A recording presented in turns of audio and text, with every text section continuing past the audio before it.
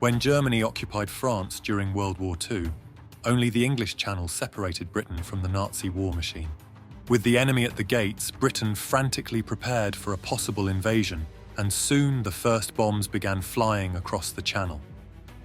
Thus began what we call the Battle of Britain, which raged for nearly 4 months, with British cities being mercilessly bombarded by German aviation and various new and terrifying weapons. However, British air defence fought relentlessly to defend their country, and one aircraft used in these crucial, decisive moments would forever enter history. Thus, the Spitfire became one of the most famous, beloved, and feared planes of that time, and today we will discuss why. As Britain quickly realised that the German Luftwaffe was no easy opponent, especially in encounters with the British Hawker Hurricane, it quickly began searching for a new aircraft to counter them. After various designs and trial and error, the appropriate model was finally chosen, and 310 Spitfires were ordered to be made.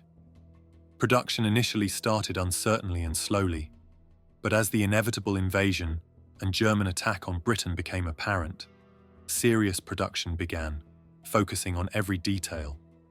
The main role of the Spitfire was to intercept the German Luftwaffe and their attacks, including both bombers and the fighter planes escorting them. To fulfill this role effectively, it needed a powerful engine combined with a light airframe. The key to its agility was the power-to-weight ratio, which required some of the finest minds in Britain to design a potent engine that could fit into such a compact frame. The Merlin engine, which powered the Spitfire, underwent many modifications throughout the war, consistently aiming to extract more power from its 27-litre displacement. The Spitfire's Merlin engine provided it with 1,470 horsepower, which was quite satisfactory for the time, and it could reach speeds of up to 600 km per hour, 370 miles per hour. It had an extremely complex airframe and skeleton, and was covered with a duralumin skin, an early variant of aluminum alloy. This gave it an exceptionally light weight, although fragile but extremely fun to fly. Although originally intended to have 4 machine guns, this was increased to 8, with most using 303 Browning machine guns. Some versions had 4 20mm Hispano Mark II cannons, or in combination with 4 303 Browning and 2 20mm Hispano auto cannons, which proved quite effective. Although 8 machine guns sound impressive, statistics at the time suggest that it typically took about 4,500 rounds of machine gun fire to shoot down an enemy aircraft. Although it had a rate of fire of 1,200 rounds a minute per machine gun, and given that the Spitfire could only carry 350 rounds per gun, the numbers didn't quite work in its favour. In its later stages, the Spitfire also adapted for ground attack roles, fitted with bombs and unguided RP-3 rockets on underwing and fuselage racks, enabling it to execute light bombing runs and precise strikes against ground fortifications and vehicles. The Spitfire had the ability to climb 2,500 feet per minute. This meant it could reach the altitude of incoming threats in just 4 to 5 minutes, making it an effective interceptor, ready to defend its airspace vigorously.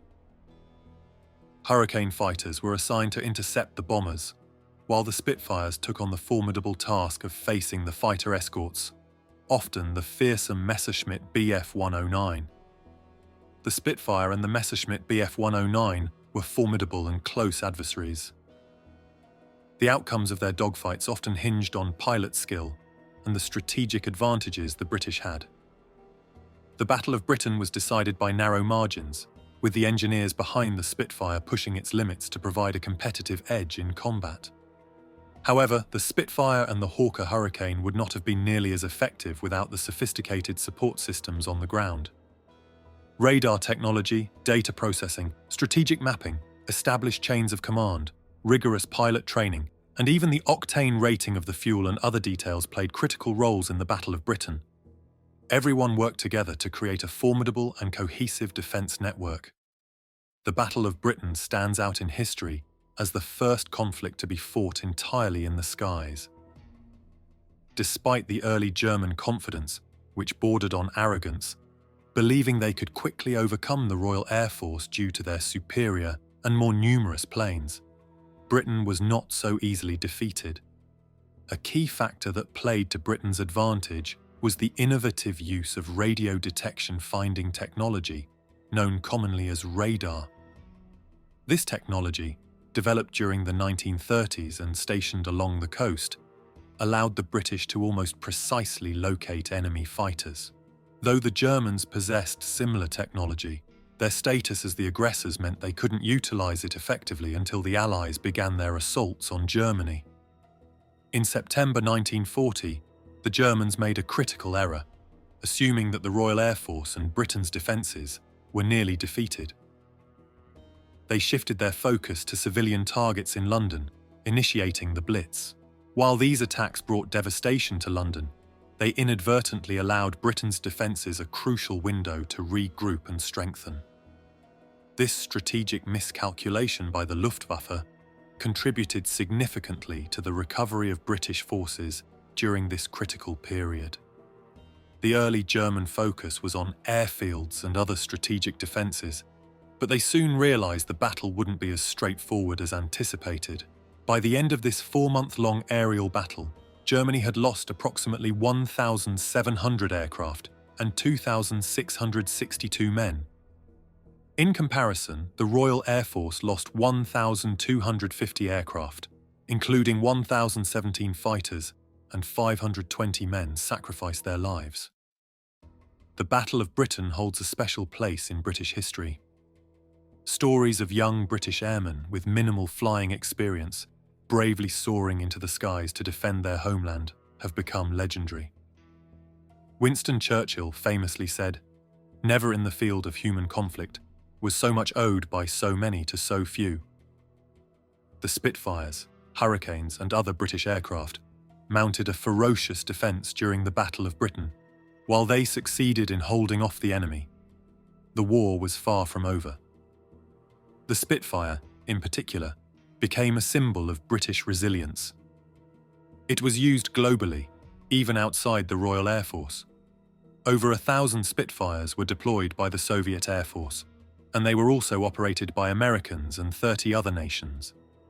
On D-Day, Spitfires patrolled the skies and played a critical role in attacking airfields deep within German territory. They continued to prove their strategic importance throughout World War II, including the last major engagements of the war. In August 1945, Spitfires were crucial in helping to prevent a Japanese breakout from Burma, showing their capabilities in various combat scenarios across different theatres of war.